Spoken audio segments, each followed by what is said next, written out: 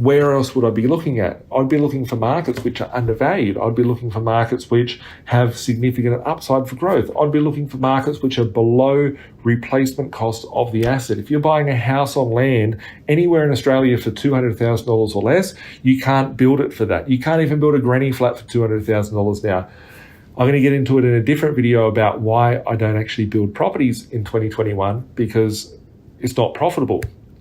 But looking at the sort of markets that I would go to, I would still go buy properties that are below market value. I'd still buy properties that have a positive cash flow. If the rent is $300 per week and you can pick it up for $200,000, it'll be pretty decent.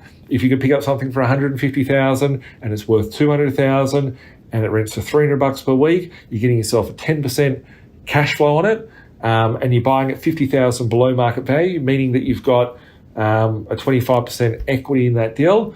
You can go back, pull out your capital and go again and move on to the next deal.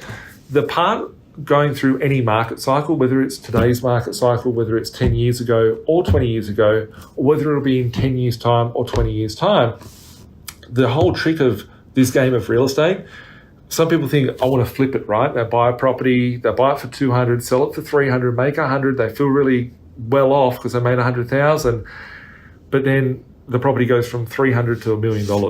All right. There's no point. That $100,000 is totally irrelevant. You can try and trade your way out of this market, but the game is rigged. It's the money that they're using that's causing the values of these assets to rise. It's not the property that's so great. It's the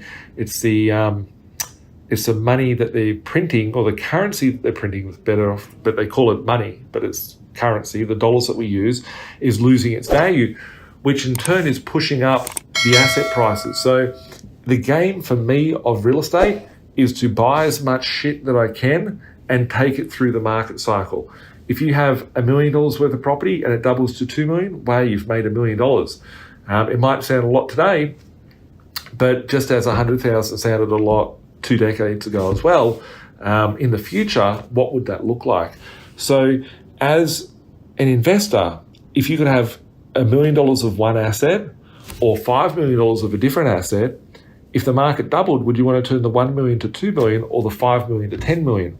For me, I'd be looking for the same fundamental result and the same fundamental strategy that I had to get me to where I am today by going into the future. So if I was to rebuild my portfolio today, could I redo it? 110%. I know of hundreds of investors which have started out with 50 grand, 100 grand, 150 grand, zero money, but 100 grand in their existing property. And in the course of the last 12, 24 months, be able to get to double digits in their property portfolio. So is it possible? Yes. Is it possible to do it the same way I did it 2 decades ago? Absolutely not.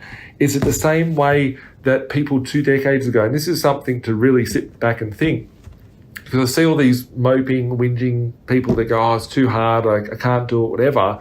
And, you know, I'm not sitting here from my ivory tower. I'm pretty basic with my basic t-shirt, right? I still had issues 10 years ago, 20 years ago. I still have issues today because I can't get enough of this shit, right? I want to keep buying more and more and more. But I've never sat there and gone, people, and this is something you have never, ever, ever heard me say or come out of my mouth, is I've never even fucking thought of it, right? People from 10 years before I bought my first property, I don't even know what the fuck they bought, right? But they would have got a hell of a lot more value on bang for their buck. If I sit back and really think about it, you could have bought 5 acres in Kellyville for $400,000 back in the day. But I've never sat there and gone, oh, well, I couldn't be successful because I couldn't buy that. I've gone, well, this is the best of what I could do. And I've taken every step possible in my capacity. And it was me against me. It wasn't me against some other dude that did something beforehand. It wasn't me about someone else that's going to do something better in the future. It was me against my personal best to get me to where I wanted to be.